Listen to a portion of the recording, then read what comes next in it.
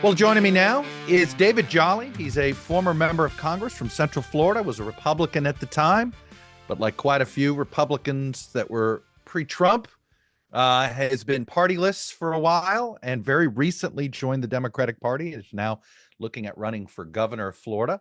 Before we get into the nuts and bolts of sort of your evolution here, Sure. which in many ways I think is a very familiar one to my listeners. John Kasich's a regular on this podcast. Sure. So at Barbara Comstock recently. So there's certainly some, I think, the path people are very familiar with. But look, I'm a Floridian. You're a Floridian. Tell me your Florida origin story. How'd you get to Florida? Were you born and raised, or because not? There's two types of Floridians. You know that, and we all know that. And and I love them all. I'm not judging. So tell me your Florida origin story. No, look, I was born and raised, I guess, by most counts, a fifth generation Floridian on my mom's side. Born in the St. Pete Clearwater area, a little town called Dunedin, just north of Clearwater. But my father was a minister, so we moved down to Miami for a stretch of 10 or 12 years. We were up in Pasco County, which before the information age, before cable TV, Pasco County was kind of a bit off the edge of the earth. But I also lived in Pensacola for a few years. But Pinellas County, the Clearwater area, has kind of always been home. But as you and I were sharing maybe the most defining era, right? When you're a child, when you're growing up, your eyes are kind of getting opened a little bit, was all in South Miami and over by Tropical Park and over by the airport. Yeah. Look, I always say that was my neighborhood. Everything south of downtown. That's where I grew up. Right. I say East Kendall now. Back then it was just Kendall. But now, because West Kendall goes all the way to Chrome Avenue, you have to sort of differentiate there.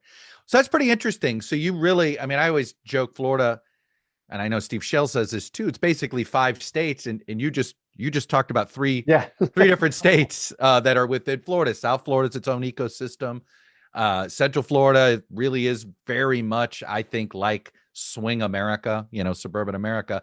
And then there's Pensacola, which is its own unique thing, and only in Florida, the farther north you go, the farther south you go. Farther south, So we've got our own LA. It's called Lower Alabama. It's kind of right between Tallahassee and Pensacola. Well, I also joke we have our own San Francisco. It's called Key West. So you never know what you're going to get down there. So how do you describe Florida to people? How do you describe its politics today? What are your characteristics? What do you take away of how the state's been changing, and what's your explanation for it? Yeah, look, Florida certainly has changed. I think you're right. It's 3 or 4 different states. Certainly when South Florida before the Mariel boat lift was actually somewhat agrarian and an ag community. You probably remember, I do, picking strawberries in Homestead and so forth. But obviously wasn't that far. The Turnpike, right there at the Turnpike, right. you pick strawberries. It wasn't that far away, and tomatoes further south and all that stuff. Yeah.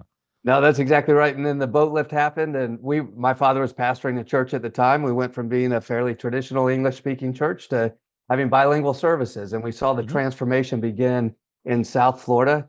And today is celebrated as a world-class city with incredible international influence and influence to our culture and economy from immigrants, whether they are documented or not. That's part of today's Florida, right? And that's part of today's national politics. Obviously, the central part of Florida remains, redder in its politics, I suppose, a little suburban, but also an area where you have seen kind of a shift of politics more recently towards the right, and then the Panhandle being very traditionally conservative. It's interesting. I just left a lunch where we were talking about this. So often we talk about the American dream. I think for many people, there was a Florida dream, right? Whether you were a retiree or whether you were an immigrant, or frankly, whether you grew up here, there was always something special about Florida. Whether I'm a candidate or not, I'm now a candidate for governor, but I think in the last 10 years, I've seen it trend more kind of like the Wild West. In fact, one of my fears as we have young kids is Florida's becoming a home for the rich and the reckless, but not a home for everybody. So for the retirees that are really coming in from the Midwest, for instance, is it a state that is affordable to them? If you were born and raised here, is it a state that's now affordable for you to find a job and create a career opportunity? Or if you're a longtime homeowner, is it affordable? And that ultimately goes to the crisis we're having in the state of Florida.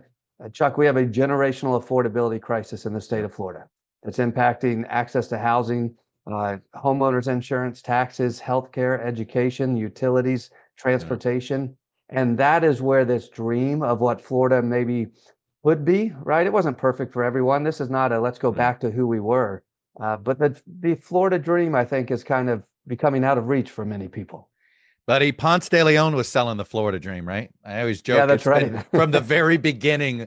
I take it. I hope you get to know Billy Corbin, who Of course, of is a great course. documentarian. And he's got some funny lines about that, sort of saying, Right. they're always selling a myth or a scam. There's a fine line, right, No, that's between right. myth and That's scam right. sometimes. Well, I will tell you, there may not be a fountain of youth, but a good suntan makes you look younger. We know that. We know that. So there's two sort of dives I want to take off from your answer down there. First is South Florida, particularly Miami.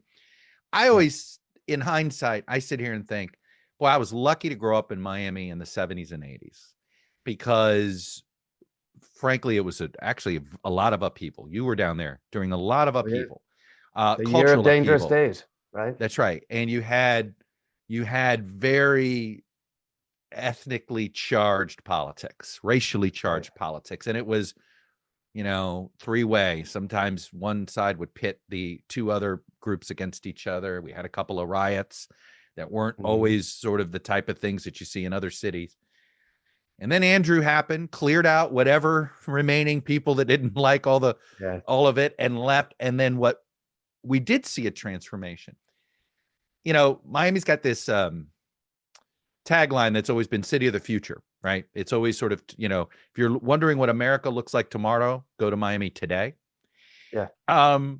Should we have hope that what's happening across the rest of the country, that this, as we're sort of transforming culturally, right? And we've got, we're a different type of melting pot today, less Eurocentric, more Latin American centric, things like that, Asian centric out west, if you look.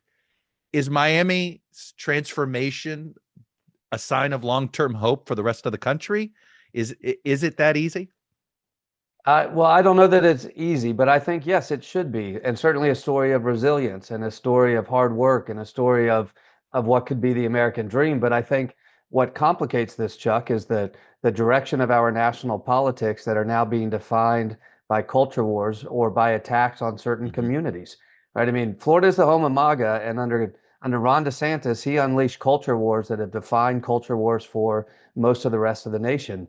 And Mm-hmm. we can go right now to the hard conversation that's being had around the president and some red state governors' enforcement when it comes to immigration. And what I will tell you is I see in Republican leadership a philosophy of attacking communities and then Mm-hmm. looking for crime. And I'm afraid that represents some very darker themes and darker chapters for where some are trying to Yeah. take our politics and not let the diversity of South Florida, not let the immigrant community, not let this incredible culture we have really become the future. I think we've got a real political fight with a lot of hardcore Republican leaders trying to take us back to a Florida that was defined Right. pre-immigration and before the diversity we have today. I'm sure you've been following the stories of Venezuelans in South Florida going, whoa, whoa, Yeah, whoa, whoa. I thought you were going to that's protect right. us, Donald Trump. That's right.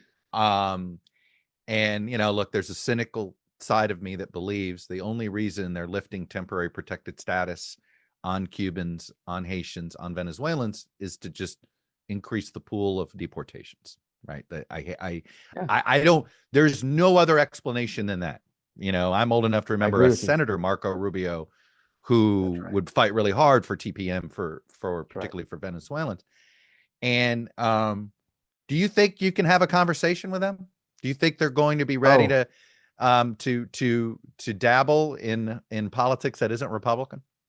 yes, absolutely. Now, very importantly, you're exactly right. We have to bring some of those numbers back, right? For a Democrat to win statewide in Florida, we have to recognize that the Cuban American, Venezuelan American, Haitian American communities have started trending more red in recent elections. We have to reverse that. But here's something that I've Do you have a discovered. theory as to why it was trending red? Do you think it's all economics?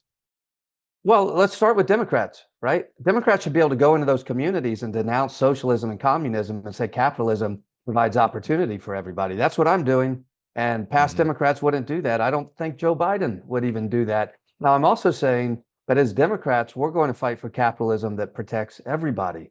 And along the way, if your personal economy gets disrupted, it's the Democratic Party that's going to make sure you have access to food security and housing security and quality health care, because I'm not sure the other side of the aisle makes those same promises when they just talk about equality of opportunity. But here specifically on so look, I think the affordability crisis translates across every community, immigrant community, faith communities, Northwest Florida, Northeast, South Florida, it doesn't matter. The affordability crisis hits everybody. Can you afford your home? Can you get to work? But specifically on immigration, Chuck, this is interesting. Look, as I mentioned, I alluded to just a few minutes ago, I do think there are reasons to look at some darker themes in Republican immigration policy and question the motives. But I would say in past cycles, where terms like xenophobia and anti-immigration have been used, even if they're defensible in their use, I don't think that's been effective at bringing back the Cuban American, Venezuelan American votes. But this cycle, there are two themes that are well understood. First, broken promises, and second is cruelty, right? When they see the enforcement against people just otherwise trying to comply, when they see a raid on a sixth grade graduation that sends parents running from their kids, or when they see a community now under attack and they say, wait, I didn't think you were talking about my community, Mr. Trump or Mr. DeSantis. Cruelty and broken promises set the stage for returning to leadership in Florida where everyone is welcome and celebrated and lifted up. Look, I sort of trace the flip of Florida from swing state to red state to Andrew Gillum and the S word, being socialism. And Bernie Sanders came in, rescued, Andrew Gillum in that primary. And he almost wins. So there's this feeling among Democrats that, hey, this isn't a problem anymore. And, Republicans exploited it, particularly in Spanish language radio down in South Florida. There was a whole bunch of Spanish language misinformation that was happening before people were paying attention to misinformation.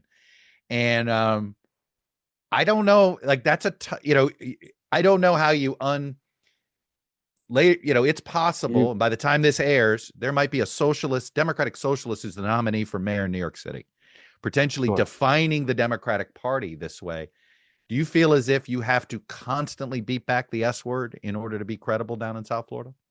I don't have to beat it back because I'm not in a fight with it. I believe we're unifying the Democratic primary around a Democratic Party that's going to solve the affordability crisis and denounce socialism and communism, right? Cuba no, or Castro no, but Cuba yes, right? Lift up the people, but denounce the economic systems that have kept them entrapped. And we cannot be a state, a country, or a Democratic Party that chases socialism. Now, I'll leave it to others, mayoral candidates or others, to defend their position.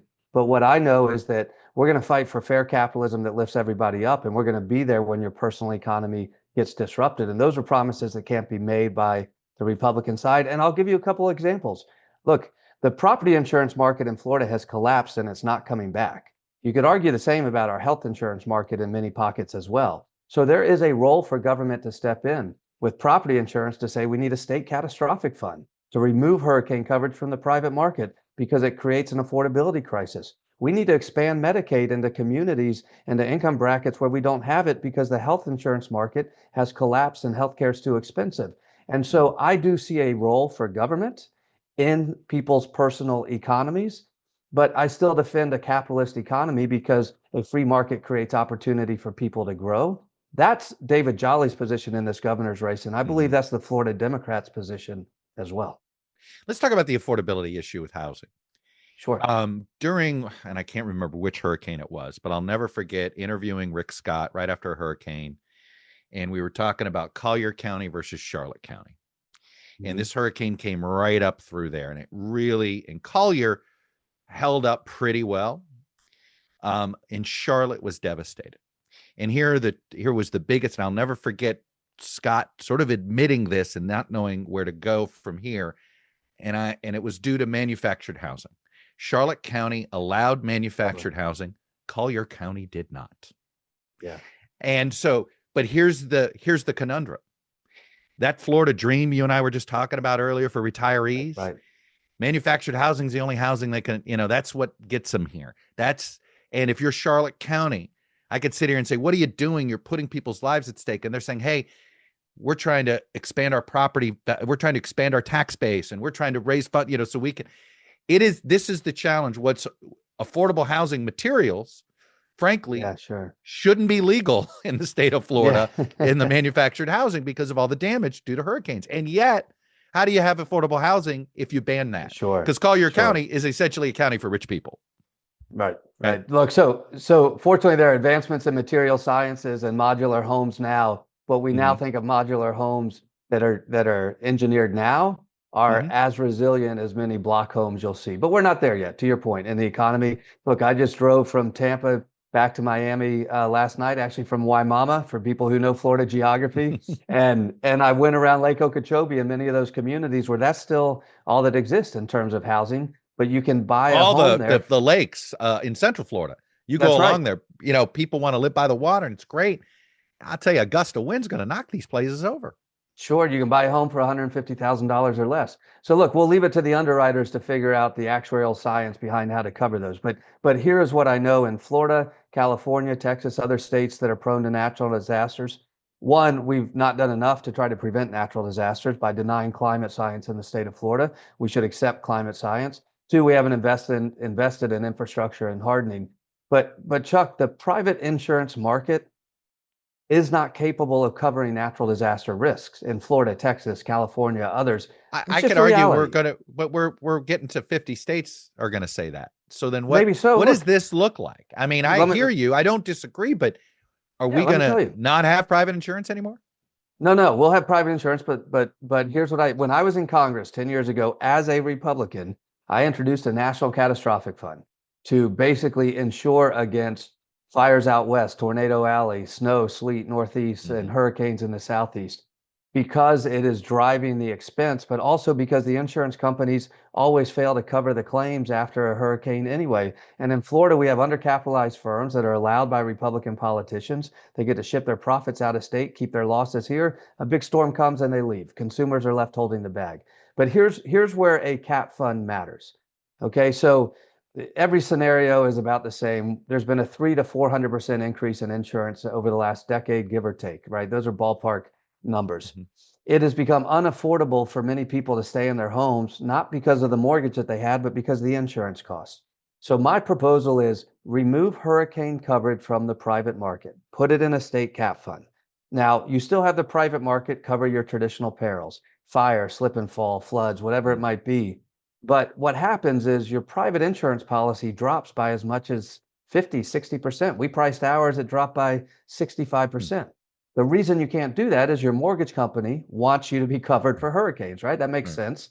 And so recognize that market's failed. It has failed consumers. Put it in a state catastrophic fund that is funded through bed taxes, stock taxes, stamp taxes. Actually require insurance companies to keep their profits here. We could raise $3 billion doing that just next year in Florida alone. But what it does is it stabilizes the private insurance market, drives down costs for residential, commercial, industrial, passes along to renters as well, and actually begins to attack the affordability crisis. To the point of this conversation, Republicans will call it socialism. They won't do Right. it. They will. I just Yeah. call it cheaper insurance, Yeah. and that's what we're fighting for. The let's talk about your evolution Yeah, yeah, politically. yeah. Because you talked about expanding Medicaid. You voted against Obamacare. Sure, that's You right. voted to repeal it a couple of Yep. times. How did you get here? How did you get to expanding Medicaid from repealing Obamacare? Yeah, I love this conversation because change is part of my journey. I know you alluded to Charlie Crist earlier, Look, respectfully. let me pause here. Yeah, I hate how we treat people that change their mind, right? We try to in life, that's we right. always want to believe. I totally and I come at this Right. very honestly here, but I also want to ask you these questions because you've got to be able to answer them if you're going to survive a campaign because it's going to be hardball. Listen, this is the strength of our campaign. Change is the strength of our campaign. Change is the theme of getting to new leadership in the state of Florida. Change is the strength of my story. Okay, now, very importantly, when it comes to the comparison to Charlie, and I say this respectfully, Charlie would always say, I didn't change, the party did. David Jolly changed. I've changed my position. Now, So I you're would say not one my of those that say the party left me. You're saying no. I've thought about these things. I've learned, and I'm now here. That's exactly right. Now, look, I think Okay. we both went in different directions, right? I was a Bush 41 Republican who was fighting against the Tea Party, and then Trump comes along, and I went to the House floor, called on him to drop out of the race. December of 15. Chuck, you had me on TV that day, and you Yeah, said, but what I'm if he's sure the I did. nominee, right? Yeah. But ultimately, I never came around to Donald Trump. The party was going that way. But along the way, I was going in the other way too. And so Mhm. I'll give you some examples. Look, as a Republican in Congress, I supported marriage equality, climate science, gun control, campaign finance reform. That's not how I arrived at Congress, but I was a Republican representing a 50-50 district. President Obama had won it twice. I woke up every day actually thinking about how do I serve my community? And so on Obamacare, for instance, I went from saying, yeah, I'm against it, to eventually, together with Charlie Dent, Fred Upton, and some others at the time, we became the 12 or 14 votes that stopped all the repeal votes to say, we're not just going to keep trying to repeal if we don't have a replace. And then I got to the place where I realized, wait a minute, Medicaid provides now over 40% of childbirth services in the state of Florida. It provides for our rural hospitals to remain open. Medicaid provides for long-term care for patients with dementia in senior facilities. And so we need Medicaid expansion. It's a growth. That's an area where I changed. Look, on questions of reproductive freedom, some of the hardest questions of all on this trail. Mine is a story of change. I came to Congress thinking I was applying my faith teachings to constitutional questions. I shouldn't have. That was wrong. And so as I served, I became the only Republican to vote against the Planned Parenthood investigation. That was a hard vote on my side of the aisle, the only one. When they went to repeal $400 million from Planned Parenthood, I introduced a compromise to move that money to community health centers. I then got to where I realized constitutionally the Roe-Casey framework, Roe v. Wade and Casey v. Planned Parenthood in '98, was the right constitutional framework to protect bodily autonomy, reproductive health care decisions, keep politicians out of the doctor's office, while also, by the way, protecting religious freedom for people of faith to go celebrate and teach and evangelize their teachings. That's also a fundamental freedom we have. But that was a journey, right? I wasn't there in 2013 when I first ran for Congress. I was there on some of these issues by the time I left, or into 17 or 18. I spent 6 years as an independent. And so my values have stayed the same, I would argue, which is the economy should work, the government should serve its people, and people's rights and liberties should be protected and they should be lifted up. Those are values. But on policies, sure, as I've applied those values, I've changed. I love this conversation, Chuck, because you know what? Most voters have changed in one area or another. Some have hardened their positions, some have changed their positions, changed their parties. But you know who's changed the most? Elected Republicans. Right? My old party used to be for fiscal discipline and personal freedom.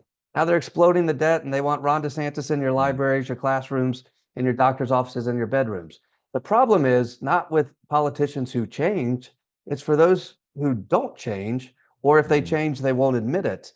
I love this space and I invite my critics to come at me with it because I love the conversation. Where are you on guns? You had a good NRA rating as a congressman, as a Republican congressman, got the classic A rating. And look, let's be honest, state of Florida is a pro-gun state. And I think it probably cuts across party lines. So this isn't an easy, I'm not going to sit here and say it's an easy position in a Democratic primary. Maybe one position's better than another, but overall, so what does responsible gun ownership laws look like to you? No, listen, this is an area where I have moved. I moved quickly when I was in Congress. First of all, the A rating, this is funny how it works. I remember when the gun lobby came to me when I was a candidate for Congress. I had never been in office, so I didn't have a rating. And they said, if you join the NRA, we will endorse you. That's how it works. It gets worse. That's a quid pro. I believe they call that quid pro quo, right? Yeah, well, I refused to, right? I was a Bush 41 Republican who celebrated when Bush left the NRA. I said, I'm not joining. I got to pause here. This is twice you've done this. Bush 41 Republican. You go out of what in your mind is what makes a Bush 41 Republican versus a Bush 43 Republican? I think. Well, look, that's an interesting question about the comparison. Here's what I see in Bush 41: someone who believed in the private sector, right? I still think today lower economic or lower taxes for corporations actually do contribute to economic growth. I still think more efficient, lean government is important. But like Bush 41, I saw a role for government in people's lives, a role for a strong defense, the basic responsible administration of government. I would say by the time Bush 43 came along, there was more of an ideological lane for him, particularly in areas of education, social issues, and so forth. So put me in the 41 camp, but you know, it is what it is. So look, on guns, though, here's how it works. They wanted me to join the NRA, and I wouldn't. And so then they said, well, you've got to do something for us. Would you take a gun safety class? So I did. I took a gun safety class. Here was what was at play. I was running against Alex Sink, a former CFO of the state. I don't know if she would describe herself moderate or liberal, but the NRA hated her and the gun lobby did not want her. So it was more about opposing her than coming on my side. Nonetheless, as a candidate, you can't get an A plus because you haven't voted, but they give you an A. So they gave me an A. They sent out the orange cards. Everybody thinks Jolly's this gun guy. Well, I get to Congress and I start voting on gun issues, and they don't understand who this Jolly guy is because he's actually not a gun guy. So in my reelection, this is really how it works. They gave Charlie Crist a F rating because they hated Charlie that bad, and they gave me a no rating. Rather than tell their guys in the NRA that Jolly's a C or a D or an F, they just gave me a no rating, and it was the wink and the nod to vote for Jolly. But very importantly, look, I am sure there are areas where growing up in Florida, we weren't really a gun family, but I grew up kind of entering politics as a Republican, somewhat conservative, and on gun issues would have spoken the Second Amendment language fairly well, not perfectly. But I began to grow on that as well when I realized we're holding the public trust. We're having to make decisions about policy. And so a defining moment for me was after the Pulse nightclub. I was in South Florida. We fly back to Washington. Democrats shut down the House with their sit-in, and their suggestion was if you're on the no-fly list, you shouldn't be able to buy a gun. I thought that made perfect sense. So I joined with Democrats to say, yeah, let's do that. The gun lobby and Republicans said, oh, no, there's no due process on the no-fly list. So I introduced a compromise that said, if you're on the no-fly list, you can't buy a gun, but you're entitled to due process. The government has to put their evidence up. You get a hearing within 10 days. It's closed, whatever. Allison Camerata on CNN that morning said, Jolly, you're making too much sense. Republicans killed it. Democrats didn't want to give a Republican a victory. But I will tell you, my journey now has included, I'm for much more aggressive, comprehensive, universal background checks. In a home where there's domestic violence, but the husband was never convicted, that should still come up in a background check. We should check every transfer, including between a father and a son. That doesn't make it any safer just because it's between family if there's no background check. I'm for banning the sale, the transfer of assault weapons. We're not going to go take them from people. It's not gun grabbing, but I think we need to restrict the sale environment for assault weapons. We can at least prohibit banana clips and some of the larger the larger magazines, if you will. There's a lot we can do, but here's the most important thing, Chuck. None of that restricts a gun owner from a responsible gun owner from owning a gun. We're talking about strengthening gun laws so that we protect their kids just like we protect mine. And I need to have that conversation with gun owners. We have to be Democrats that are willing to do that. There's a lot of people flirting with independent runs. You have Jason Pizzo, a former Democrat. First of all, I'm curious, did you meet with him?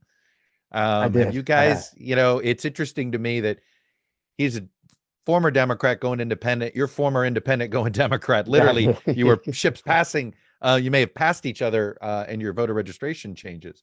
That's right. You guys are going to eat into each other. I assume you both know this. Sure. What's it's a hard race to win if there's just one of you. Yeah, so here's what I would say. Qualifying is not until next June. So we will see who decides to run next June.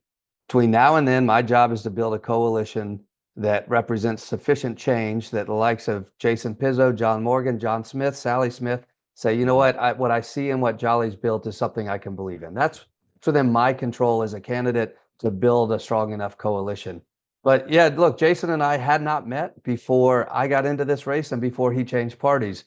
But as races work, there was some kismet involved in this. We happened to pass each other at a hotel lobby one day, and we sat down and we talked for 2 hours. And I told him, look, I admire anyone who follows their political conviction. I did it. He changed his party. I changed mine 6 or 7 years ago. I think he's committed to change. He thinks we need new leadership in the state of Florida. I agree with that. I just think the way we do politics nationally and in the state, unless we're going to have broad-based electoral reform, which we need, campaign finance reform, which we need, change comes about through new Democratic leadership, building a coalition that includes independents and Republicans. And if we can build that, we can win this race as a Democratic nominee. I do not believe there's a pathway for an independent to win statewide in Florida. I just don't think the numbers ever work out there. It's funny. I had Rob Sand on recently. He's the likely Democratic nominee for governor of Iowa. And he sort of called himself a reluctant Democrat. He said, look, it's the vehicle, it's the best vehicle available, to oppose the Republican. Is that why you're a Democrat, or no? Are you there for I disagree. Okay. I disagree. I think my values align perfectly. I really mean this. This a lot of self-reflection too. These were values I had as a Republican and independent, but I see in today's Democratic Party three values. The Mhm. economy should work for everyone, not just the rich and the reckless. The government should serve its citizens, its seniors, its veterans, its storm victims, provide for excellence in public education for Florida's families. It's a value that the government should serve its people. And then three, we should be a state where everyone is welcome and lifted up, regardless of where you were born, the color of your skin, who you love, or who you worship. Those are values that I see in today's Democratic Party. And I don't think those values need to change. I think we need to amplify those democratic values. And I think Democrats should be offended.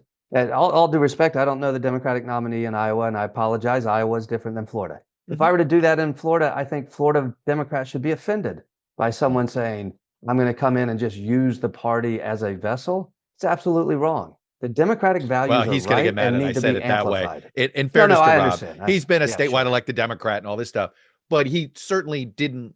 I could tell his discomfort with the national brand of the Democratic Party. Sure, the brand is at It an isn't all-time low. popular. Yeah, it isn't That's right. popular in a place He's like Iowa exactly or a right. place like Florida. Yeah. No, that's exactly right. And look, your point's well taken, and I should be careful how I refer to someone. I haven't had that conversation. No, and I was just going to say, I may have I could have paraphrased him, and he could, look, we're open source here, so that's why I didn't want to get you into a shouting match with somebody. No. Here's where I imagine we agree. Here's why I imagine we agree on this. I imagine he's fighting for democratic values as well, and I agree with him that the Democratic brand is really distressed right now. In the state of Florida, there's a 1.2 million voter registration gap between Republicans and Democrats. Now, I would tell you only 39% of the state is a registered Republican. Only about 32% are loyal Republicans. So I'm okay with the math. But I think where he is right, and I would agree, is we have to redefine what it means to be a Democrat in this environment. And in the midst of a state affordability crisis in the state of Florida, that means meeting voters right where they're at, which is I'm worried about paying my rent. I'm worried about access to healthcare and education. Look, we are in the bottom three states nationally in the state of Florida for what's called ALICE, which is basically you're asset limited, income constrained, but employed. You're employed. 51% of Floridians. I've seen Alice before. Where did that come from? Who's Yeah, so it's an economic study. Yeah. I don't believe it's the chamber, but it's an economic study. And if you think about the elements, the most critical one is we're talking about people who are employed. So exactly, I believe 50% of the state or 51% of Floridians are now ALICE, which is asset limited, right? You don't have a lot of savings to get you through a month or two of disruption. Income constrained, so you're working a job without a lot of upward mobility, but you are employed, so you're ALICE. You're living paycheck to paycheck. That's our affordability crisis in the state of Florida. Republicans will not solve that, Chuck. They've had power for 20 or 30 years. They've arguably created this crisis. They've created a failing insurance market, an inequitable property tax structure. They've created roadways where you have to pay a toll instead of investing in mass transit. You now have to live 2 hours away from your workplace if you're a teacher or a first responder. That is the ALICE burden right now in the state of Florida. That is the affordability crisis. Republicans created it, can't solve it. Democratic values can. And so I'm a proud Florida Democrat in this race. Well, you just stumbled on something that to me could be powerful because it has in other states, which is, I believe we're 27 straight years of a Republican trifecta. That's right. Not since Lawton Chiles left office in 99, right? Basically January. Yeah, 99. January 99. That's right. Or actually it would have been Buddy McKay. I think Lawton Chiles didn't survive, but it was then Buddy McKay. That in theory, no state, I mean, even the reddest of red states or the bluest of blue states don't go that long with one party in charge because usually there's some pushback or there's some fallout. So why do you think there hasn't? I look at this Republican legislature and I just don't know if it's because it's just an undemocratic system they've created in the House and the Senate. Sure. I mean, with in the legislature, it's all gerrymandering. It's all gerrymandering. So gerrymandered. It's on a level that I don't think I hear people complaining about this in other states. Only in the state of Florida do you know the Speaker of the House a couple of years in advance. So literally, there's a bidding war to employ the Speaker. Because you can have a full-time job while you're in the legislature, which is, again, a very corruptible practice, which is another topic I want to get to. Because here you're a lobbyist, former lobbyist, who I guess has seen how corruptible that system has become. I think we need a lifetime ban on former members from lobbying. I've You're like a personally reformed taken it. smoker, huh? You're like, I do back a listen. day and I'm out. We have the most corrupt campaign finance system in the entire world, and Florida's worse than it is nationally. Tallahassee's the real swamp. If Donald Trump wants to drain the swamp, start in Tallahassee, Florida. Because look, here's an example. Voters in Key West vote to ban large ships from their municipality. They say it's destroying the environment, it's straining our economy. Voters say we don't want it. Ron DeSantis and Republican legislators through Tallahassee overturn the will of local voters, and then DeSantis takes $1 million check from the cruise industry.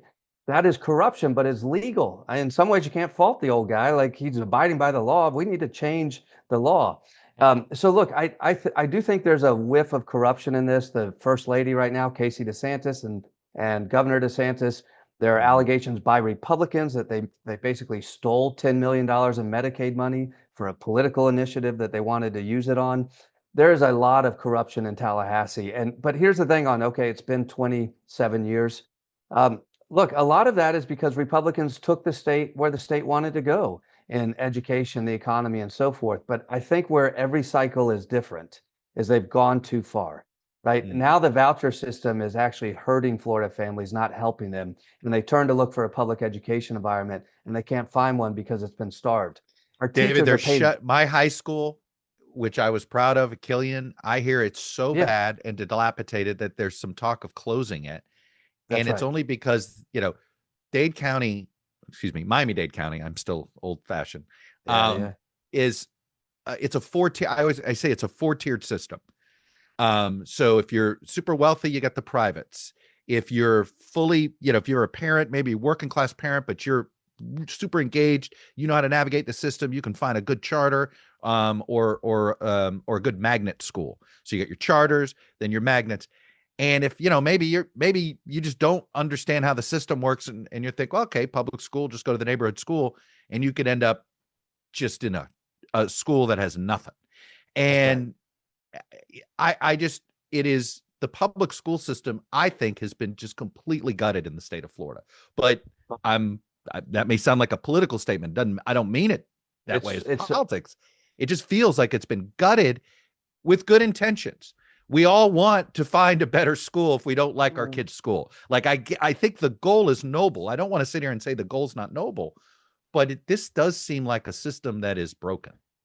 It started as noble, Chuck, but I think it's become very insidious. And if we give grace to Jeb Bush, his idea, I think, was a noble one, that if you have a kid in a failing school, we've got to fix that school. But in the meantime, we're going to give you a voucher to get your kids out. Okay, there's some nobility to that. But it's only noble if you fix the public school. And I think where it's gotten insidious is this generation of Republican leaders have been fine to just abandon public education in the state of Florida. No, they'll sell them to charters.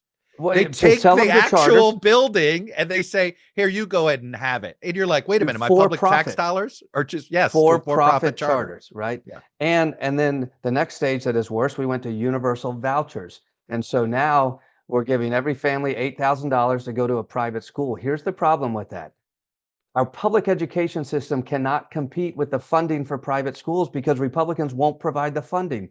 We still have excellence in public education, but only out of the sheer commitment, love, and willingness of our teachers and administrators in those schools. Our teachers are paid 50th out of 50 states, dead last in the nation. That's a moral wrong. That's not a political issue. That's a moral wrong. But Republicans have done that. What started with choice has turned into an attack on public education. But here's where Republican performing families, Chuck, have caught on to this. So we went to universal vouchers 2 years ago, I believe, maybe 3. 70% of the first-year families receiving vouchers were already in the private schools. So now it's no longer about choice. So now it's just about diverting money. Now it's about subsidizing private schools. And here's the important thing. They don't have to abide by the same rules.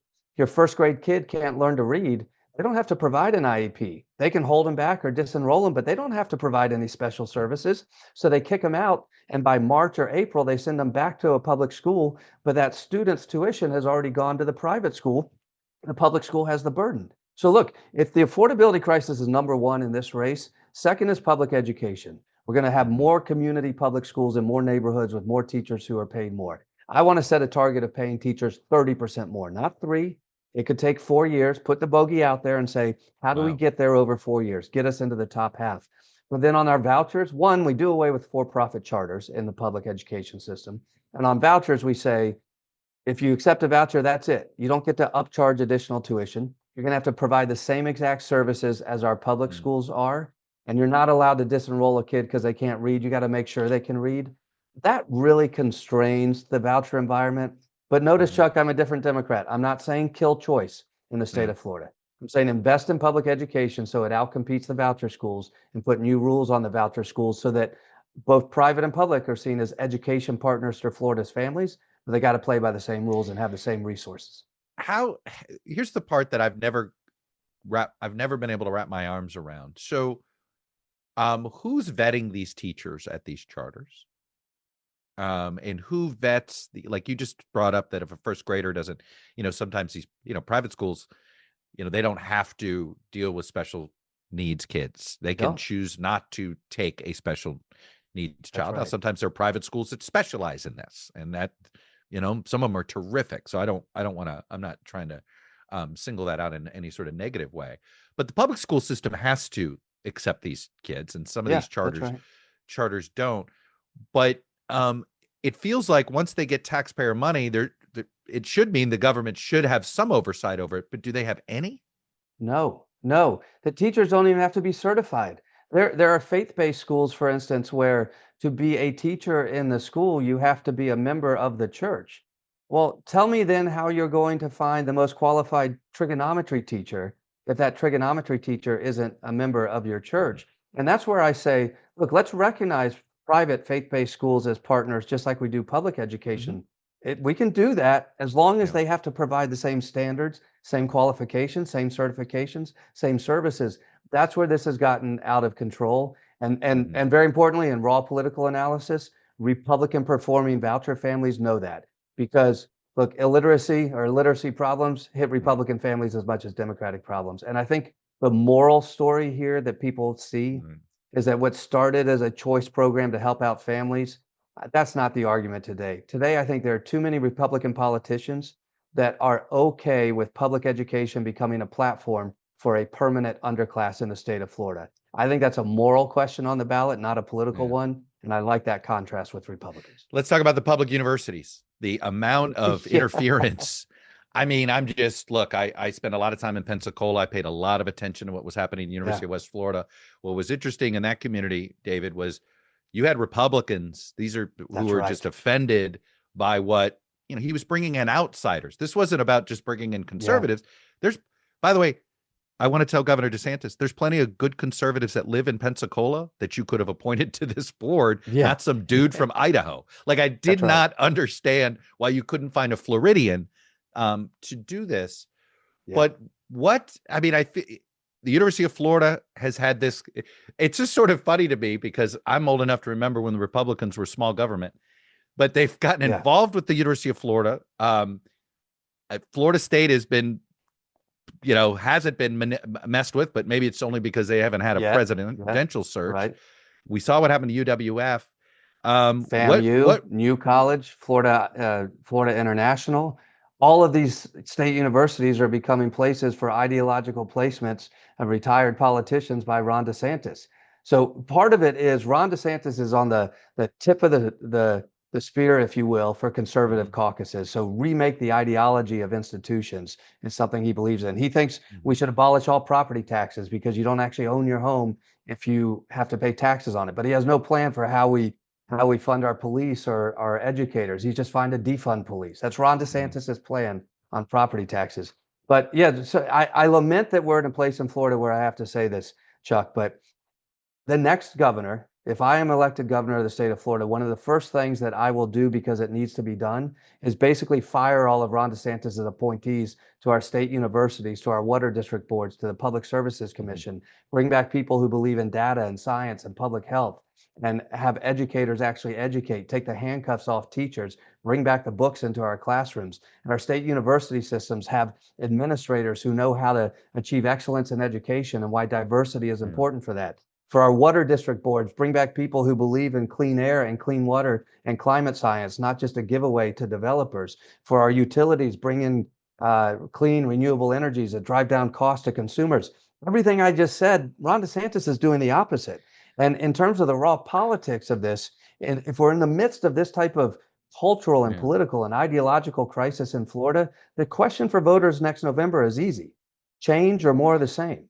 I Because guess with the let me Republican ask you nominee, this we'll though. get more of the same.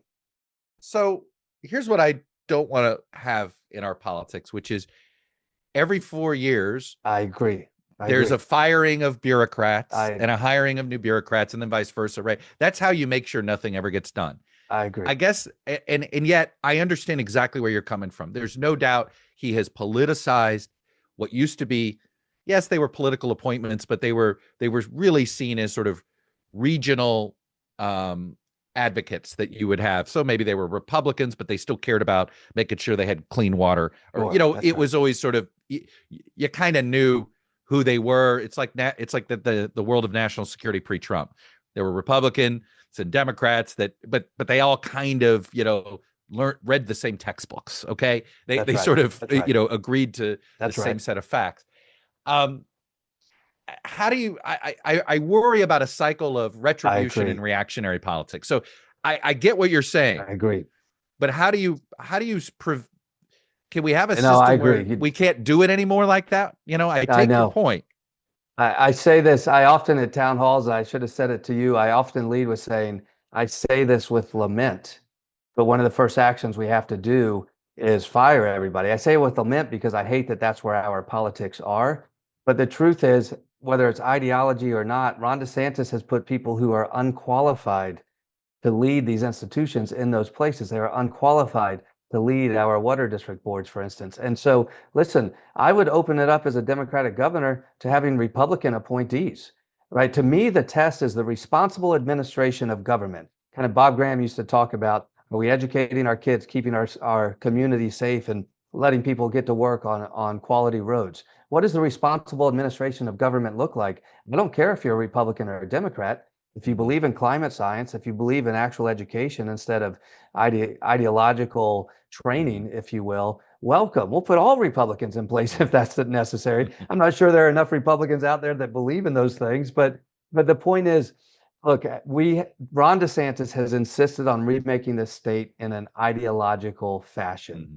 And in areas where science and data and health matter, we're working against ourselves by doing that. It's interesting to me. He's not running for re-election, although he'd like to. I think we're all because of the 2-term limit. It sounds like that no matter who you run against, you plan on running against Ron DeSantis. Well, no, he's the scene setter for the state of Florida. And I would tell you, you have a national audience, and so it's easier to communicate that. Here's what I would tell you. Yeah. Look, this is change versus more of the same. And I think whomever Republicans put up, if it's Byron Donalds as the handpicked candidate of Donald Trump, or if it's Casey DeSantis running for a third term of the DeSantis administration, my message is we have an affordability crisis with a plan to attack it. We're going to end culture wars and welcome everybody. And I'm not sure what they're going to talk to their voters about, but I imagine it's about Donald Trump and socialism and MAGA. All right, I'll get you out of here on the single most important issue for Floridians, and that, of course, is college football.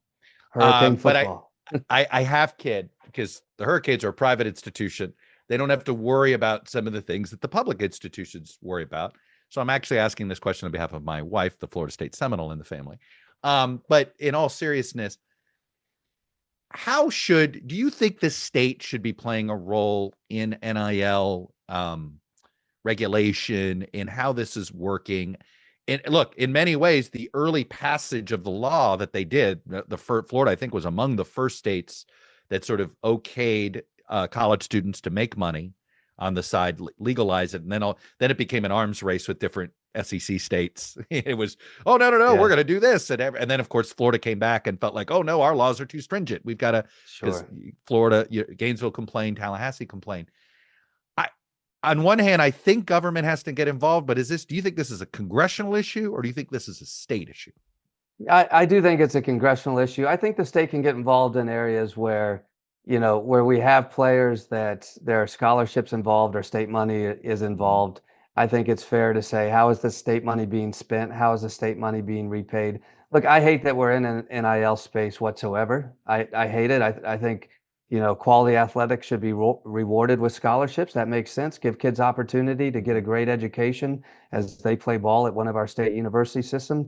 And if it makes sense, give them a full scholarship so they're able to do that based on their personal economics and their personal talents.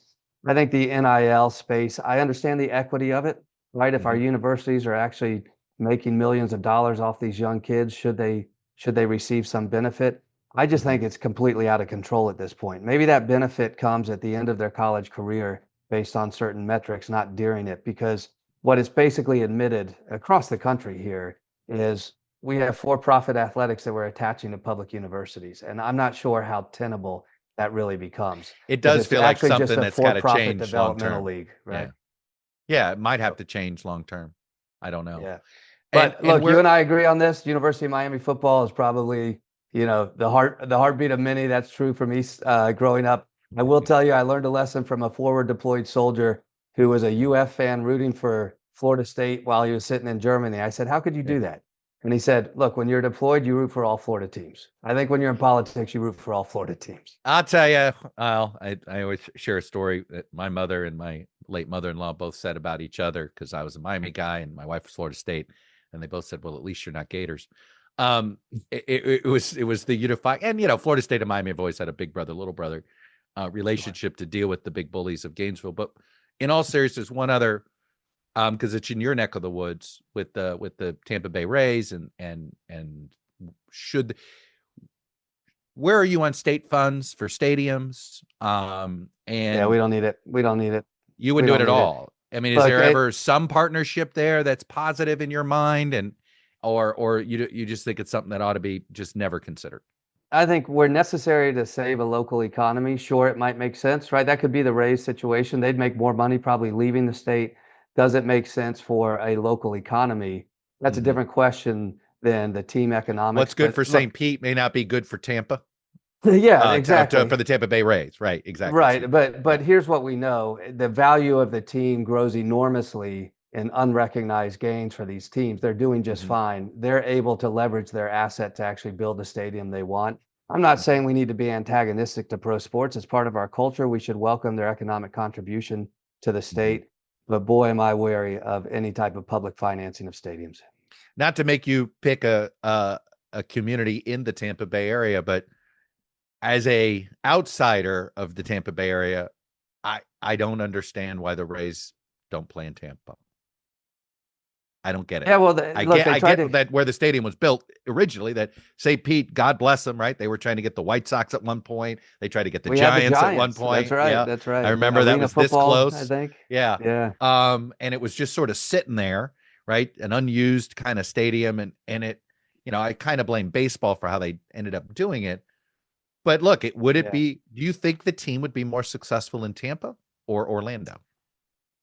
Orlando or the Rays focus south with their spring training facility. Frankly, the Clearwater Phillies do an enormous job in North County. So look, I don't know. I actually think their TV rights for the Rays are where they make all their money, so they could probably perform successful just about anywhere. Being Central Florida's baseball team, what you just said, that could be very lucrative if they really had roots, if they really, if Orlando folks really felt like that was their team. Here's what I would love to see happen. The Rays tried to do this about 20 years ago. Build smaller, more intimate stadiums. Build smaller stadiums that feel like a minor league environment. If all the money's coming from TV revenue, obviously gate revenue matters as well. But I would love to see something super innovative for the Rays. Look, they're one of the most successful franchises in the last 20 years. It's amazing what they've done in what is considered a small market in Major League Baseball. I'm confident they'll find success wherever they are. All right. I can. I'm gonna actually get you out in one last question. Who are your favorite governors right now that if you're elected, you're going to be calling up and for advice or for commiserating and things like that? Who do you feel like is like they do a good job? I'd love to bend their ear. Andy Beshear in Kentucky.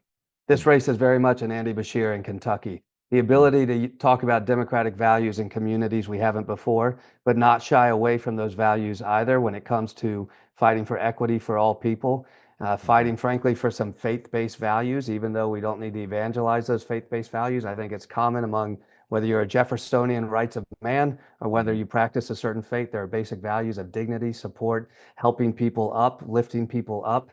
But Andy Beshear is a two-time elected governor, Democrat in deep red Kentucky. That very much has the feel of this race here in Florida. Each state is different. Governor's races are different. It's how you got Steve Bullock in Montana. In Florida, we have an affordability crisis that Republicans can't solve, but Democrats can. That's the focus of this race. If we focus on that, meeting voters where they're at, I think a lot of that language you hear in Andy Beshear when he steps out and does something. David Jolly, this was great to get to know you. I appreciate the time. Good to be with you. Thanks, Chuck. All right, my friend.